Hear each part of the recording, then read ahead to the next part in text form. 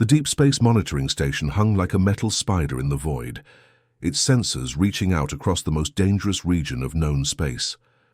The Nexus Zone was a graveyard of starships where radiation storms strong enough to cook a crew in seconds danced between gravity wells that could crush battleships like tin cans.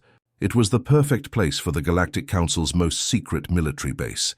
Admiral Velthan had been stationed here for 15 years, watching the endless light show of cosmic death outside his viewports. Nothing alive had ever made it through the Nexus barriers. Nothing ever would. That's what made the sensor reading so impossible to believe. "Sir, we're getting a contact," reported his sensor operator, a nervous young Altarian whose scales were turning pale with confusion. "It's small, maybe frigate-sized, but the readings don't make sense." Velthan leaned over the console, his 4 eyes scanning the data. The ship was tiny compared to modern vessels, built from what looked like simple metal plates welded together. Its engine signature was primitive, burning chemical fuel like something from the Stone Age of space travel. But most shocking of all were the markings carved into its hull, human symbols. "That's impossible," Velthan muttered. "Run the scan again." The operator's claws clicked nervously on his controls. "Sir, I've run it 6 times. The ship is definitely there, and those are definitely human markings, but humans have been extinct for 20 years. Velthan remembered the reports from the Outer Rim. Earth had fallen to the Zephyrian Empire in a brutal war that lasted only months. The humans had fought hard, but their technology was centuries behind. Every human world had been conquered or destroyed. Every human ship had been hunted down and eliminated. The galaxy had mourned briefly, then moved on. Yet here was a human ship, somehow alive in the deadliest region of space. On the bridge of the UES Resilience, Captain Jiho watched the radiation storms swirl around his ship like angry spirits. The hull groaned under the stress, and somewhere in the lower decks another system was probably failing. It didn't matter. They had been failing for 20 years, and his crew had learned to make miracles from scrap metal and determination. "Storm. Pattern is shifting," called out Navigator Minji from her station. Her console was a patchwork of salvaged parts, held together with wire and hope. "Big one coming in from starboard." Jiho nodded calmly. "Take us down 30 degrees. Use the gravity. Well from that dead star to slingshot us around." "Sir, that's incredibly dangerous," said young Dong-Yun from the engineering station. He was new to the crew, picked up from a refugee ship 3 years ago. He still wasn't used to the impossible things humans did to survive. "Everything we do is dangerous," Jiho replied with a tired smile. "Dangerous is what keeps us alive." The ship twisted through space, dancing between walls of deadly energy that would have killed any other crew. But Jiho and his people had spent 2 decades learning the language of cosmic storms. They could read the patterns in the radiation, feel the rhythm of the gravity waves. It wasn't technology that kept them alive. It was pure human instinct. Back on the monitoring station, Admiral Velthan watched in amazement as the primitive, human ship performed maneuvers that should have been impossible. It slipped through gaps in the radiation storms that his computers said didn't exist. It rode gravity waves that should have torn it apart. Every few minutes he expected to see the ship's signature disappear in a burst of cosmic fire. But it never did. "Sir," his communications officer spoke up, "we're receiving a transmission from the human vessel." "Put it through," Velthan ordered, his voice barely a whisper. The view screen flickered to life, showing a human face worn by years of hardship, but still strong with determination. Captain Jiho looked directly into the camera, his dark eyes holding secrets of survival that the galaxy thought impossible. "Galactic Council Station," Jiho said in accented but clear galactic standard. "This is Captain Jiho of the United Earthship Resilience. We are requesting permission to dock for emergency repairs." The words hung in the air like a challenge to everything the galaxy believed about human extinction. Admiral Velthan stared at the screen, watching this ghost from the past speak as calmly as if he were ordering dinner. "Impossible," Velthan whispered again. But the human ship kept coming, carried by the will of people who had refused to die when the galaxy gave up on them. In the depths of space, in the most dangerous place known to any living being, humanity had found a way to survive, and they were no longer hiding. Security Chief Corvus had seen many strange things during his 30 years of service, but nothing had prepared him for this moment. His 6 arms moved frantically across multiple control panels, activating defensive systems that hadn't been used in decades. The Nexus Zone was supposed to be impossible to reach. That was the whole point. "Battle stations," he barked into his communicator, his voice echoing through the massive station. "All security teams to level 5 alert. We have an unknown vessel approaching." But even as he spoke the words, Corvus knew they weren't entirely true. The vessel wasn't unknown. The computer had already identified the markings, cross-referenced them with historical databases, and delivered a result that made his blood run cold. Human. He pulled up the files on his main screen, reading reports. He had studied years ago in military academy. Earth, the human homeworld, had fallen 23 years ago after a brutal war with the Zephyrian Empire. The humans had fought with desperate courage, but their technology was primitive. Their ships were slow and their weapons were weak. The war had been over before it really began. Every human colony had been conquered within months.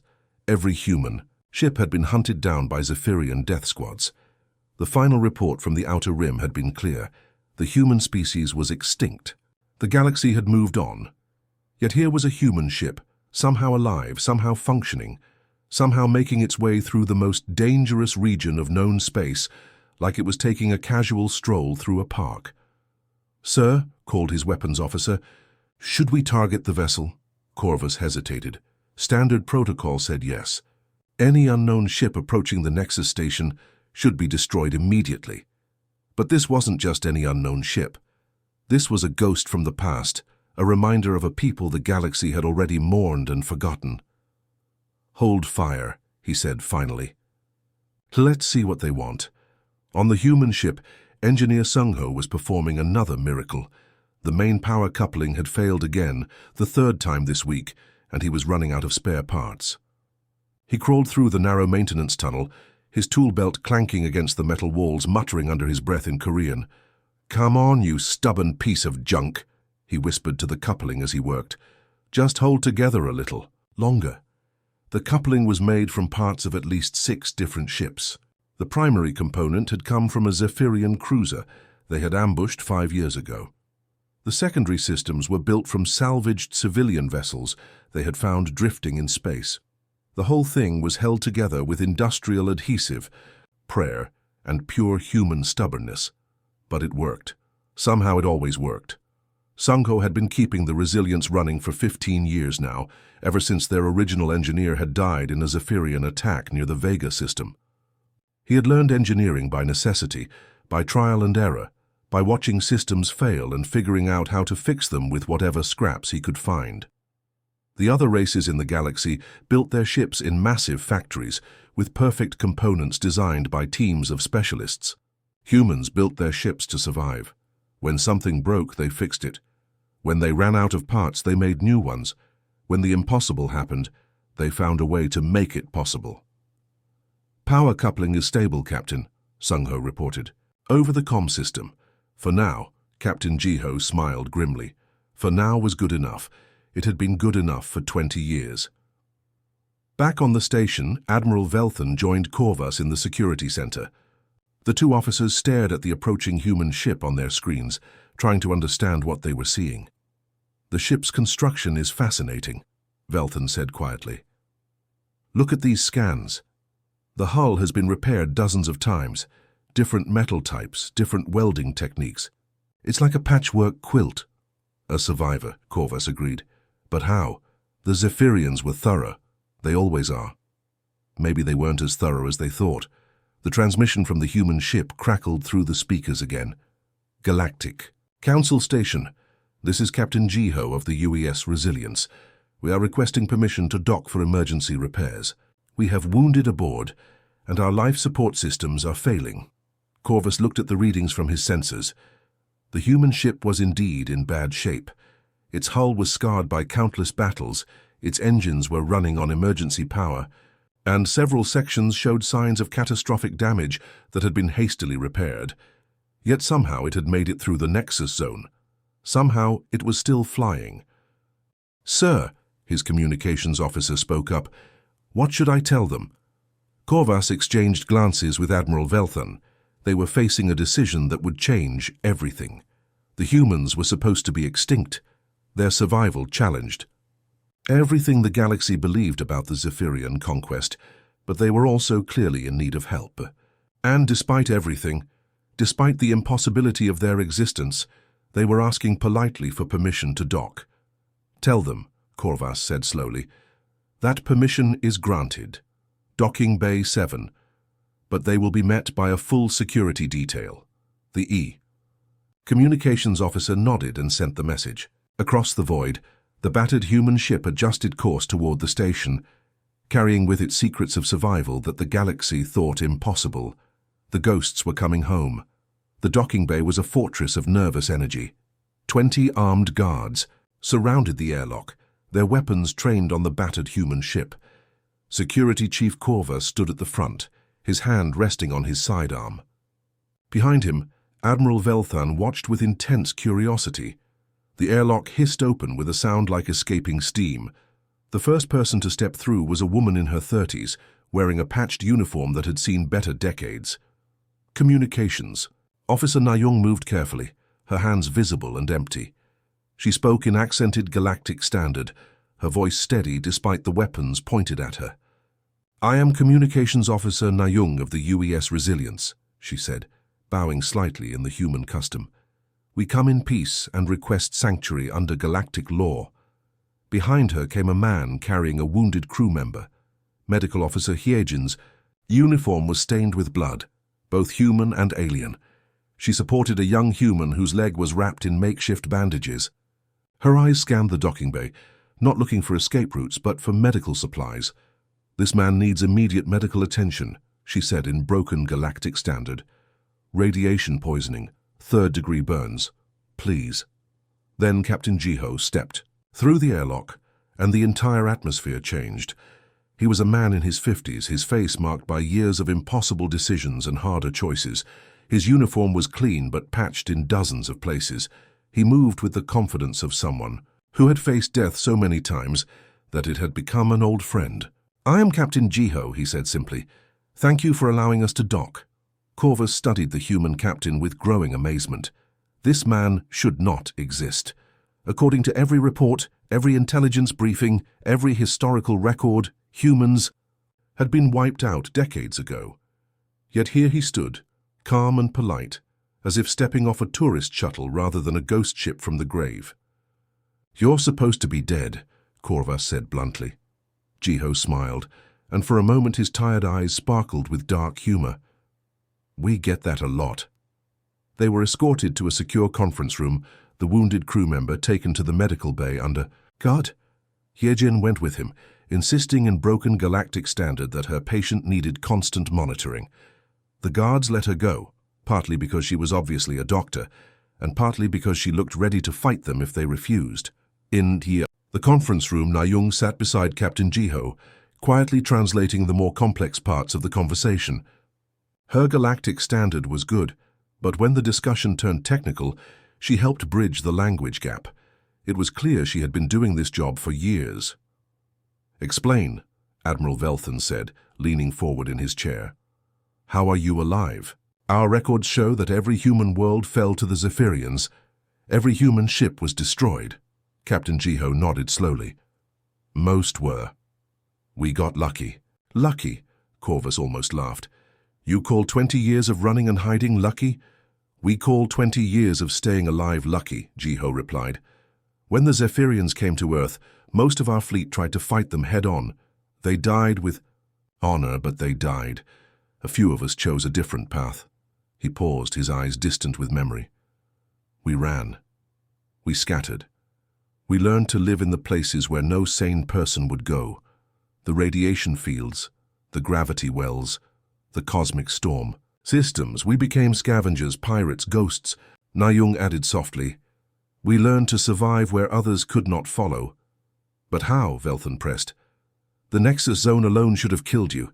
Ships 10 times larger than yours have been torn apart, trying to navigate those barriers. Captain. Jiho looked at his pilot, a quiet man named Taewon who had been standing silently near the door. Taewon had the steady hands of someone who had threaded impossible paths between stars. His face was marked by the pale scars that came from radiation exposure, badges of honor for any pilot crazy enough to fly through cosmic storms.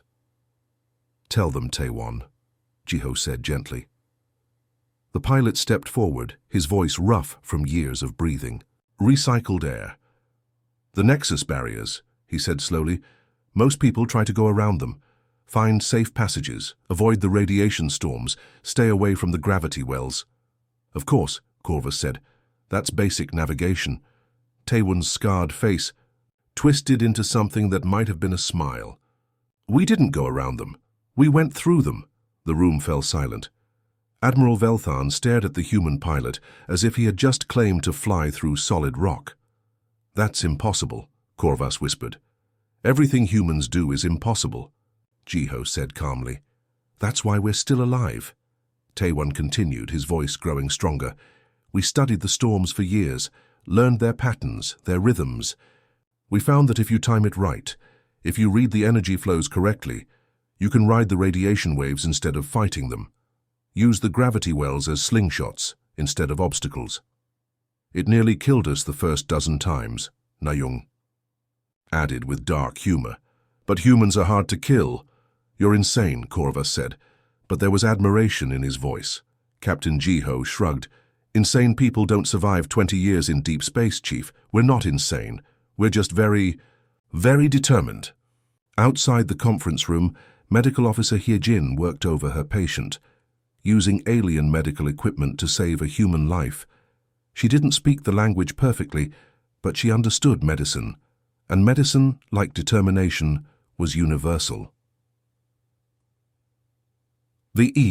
Humans had come home to a galaxy that thought they were dead, but they had brought with them something the galaxy had forgotten: the absolute refusal to give up, no matter how impossible the odds. The alarm cut through the conference room like a knife, its sharp wail echoing off the metal walls. Red lights began flashing throughout the station, casting everything in an ominous crimson glow. Admiral Velthan was on his feet instantly, his 4 eyes wide with panic. "Report," he barked into his communicator. "Sir, we have multiple contacts dropping out of hyperspace," came the terrified voice of his sensor operator. "Zephyrian hunter-killer fleets, at least 12 ships. They're coming in fast." The blood drained from Velthan's face. The Nexus Zone was the most classified location in Galactic Council space. Its coordinates were known only to the highest-ranking officials. The radiation storms and gravity wells that protected it had been their perfect shield for decades. No enemy had ever found this place. Security Chief Corvus was already moving toward the door. "How did they find us?" he demanded. Captain Jiho remained seated, his weathered face strangely calm. "They followed us," he said simply. "What?" Velthan spun around, his voice rising to a near shout. "You led them here? To our most secure facility?" "Yes," Jiho replied, and there was no apology in his voice. "I led them here on purpose." The room erupted. Corvus reached for his weapon, while Admiral Velthan began shouting orders for the humans to be arrested immediately. But Captain Jiho raised his hand, his calm demeanor cutting through the chaos. "Before you do something we'll all regret," he said quietly, "let me explain why this is exactly what needs to happen." Communications Officer Nayung stepped closer to her captain, ready to translate if needed. But Jiho's galactic standard was clear enough for everyone to understand the terrible implications of what he was saying. "You've been hiding behind these barriers for decades," Jiho continued, gesturing toward the viewports where the cosmic storms raged. "Safe in your fortress, while the Zephyrians conquered world after world. You think the storms protect you, but they also trap you." Admiral Velthan's face turned purple with rage. "We've maintained galactic peace for 50 years. You've maintained galactic surrender," Jiho shot back. "The Zephyrians take what they want because no one fights back, because no one knows how to fight them where they're weak." Back on the Resilience, the crew was moving with practiced efficiency. Engineer Sung-ho had already started rerouting power from non-essential systems to the weapons and shields. His hands flew over the jury-rigged controls, adjusting power flows that no textbook had ever described. "Kyung, how are our weapons looking?" he called out to the weapons specialist. Kyung was bent over her console, making final adjustments to systems that had been modified so many times they barely resembled their original designs. The main cannon had been rebuilt from parts of 6 different ships. The missile launchers were loaded with warheads that Sung-ho had personally assembled from salvaged components. "Everything's ready, engineer," she replied. "The modifications you made last month are holding steady. Power levels are good." "What about the special surprise?" Sung-ho asked with a grim smile. Kyung's face lit up with something that was part excitement and part terror. "The electromagnetic pulse array is fully charged. If this works, it's going to be spectacular." Meanwhile, pilot Taewon was already at the helm, his scarred hands dancing over the controls as he prepared for the kind of flying that would have been suicide for any other crew. He had spent 20 years learning to read the cosmic storms, to feel the rhythm of the radiation waves and the pull of the gravity wells. Today, all that knowledge would be put to the ultimate test. In the station's command center, the tactical display showed the approaching Zephyrian fleet in horrifying detail. 12 massive warships, each one larger and more advanced than anything in the Council's arsenal. Their hulls gleamed with the dark metal that made them nearly indestructible. Their weapons could crack planets. "They'll be in firing range in 10 minutes, reported the tactical officer, his voice shaking.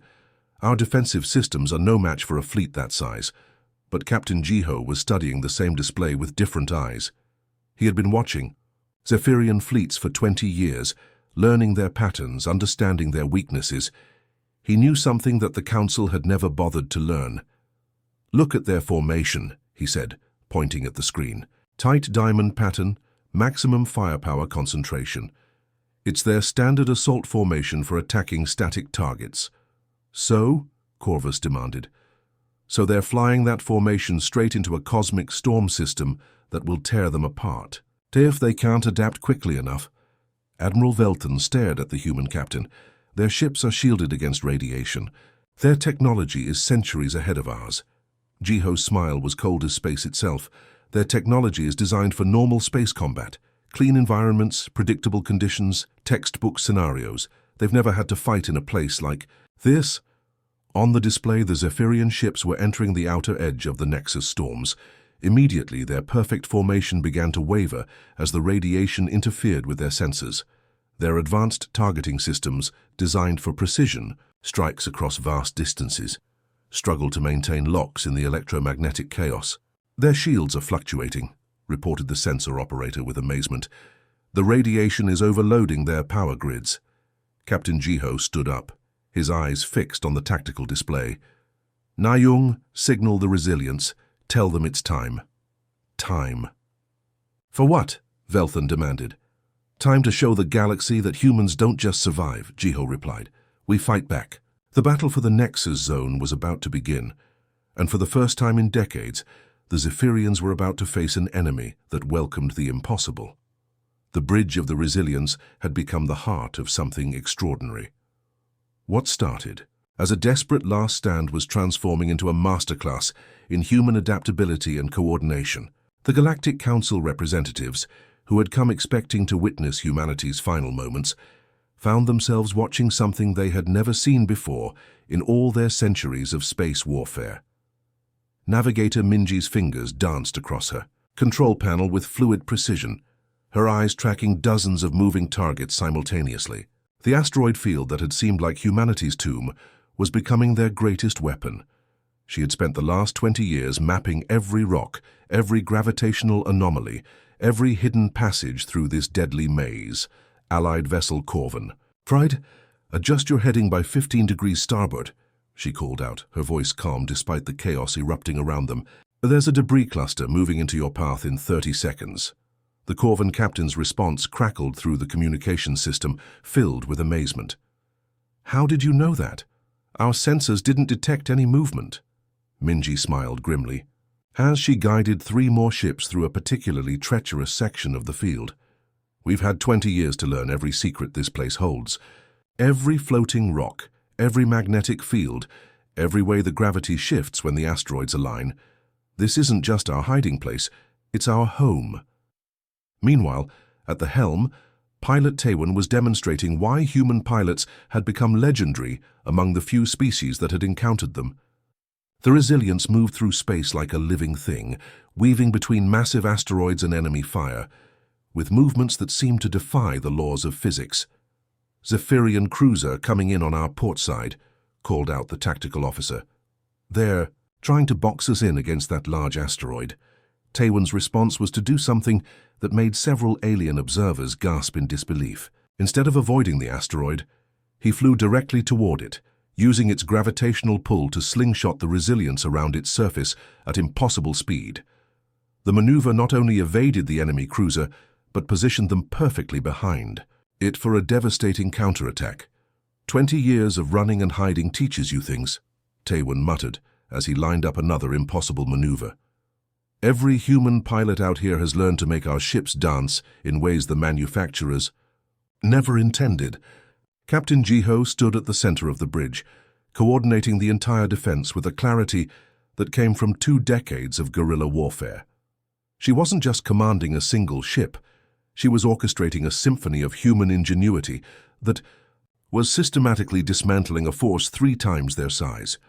"Weapons teams Alpha and Delta, focus fire on the lead destroyer's engine assembly," she ordered, her voice carrying to human ships scattered throughout the asteroid field. "Intelligence suggests their power distribution systems were modified for increased firepower, which means they sacrificed redundancy. Hit them in the right spot and the whole ship goes dark." The targeted destroyer erupted in a cascade of electrical failures as the human weapons found their mark with surgical precision. It wasn't luck or superior firepower. It was the result of 20 years of studying enemy ship designs from salvaged wreckage, learning every weakness, every design flaw, every shortcut that military engineers had taken. Admiral Velthan of the Galactic Council watched in stunned silence as the tide of battle shifted completely. "Impossible," he whispered to his aide. "The Zephyrians have numerical superiority, better weapons, faster ships. How are the humans winning?" His question was answered as he watched the human tactics unfold. They weren't fighting like any military force he had ever seen. Instead of formal battle lines and standard engagement protocols, they moved like a pack of wolves, each ship knowing instinctively where the others would be, creating opportunities and exploiting weaknesses with a coordination that seemed almost telepathic. The breakthrough came when Medical Officer Hyejin made a decision that would change everything. As the battle raged around them, she opened the Resilience's medical bay to treat wounded from both sides of the conflict. When a damaged Zephyrian fighter crash-landed in the asteroid field, she personally led a rescue mission to save the pilot. "Captain, we have the enemy pilot in Medical Bay 2, she reported over the ship's communication system. "He's badly injured, but he'll survive."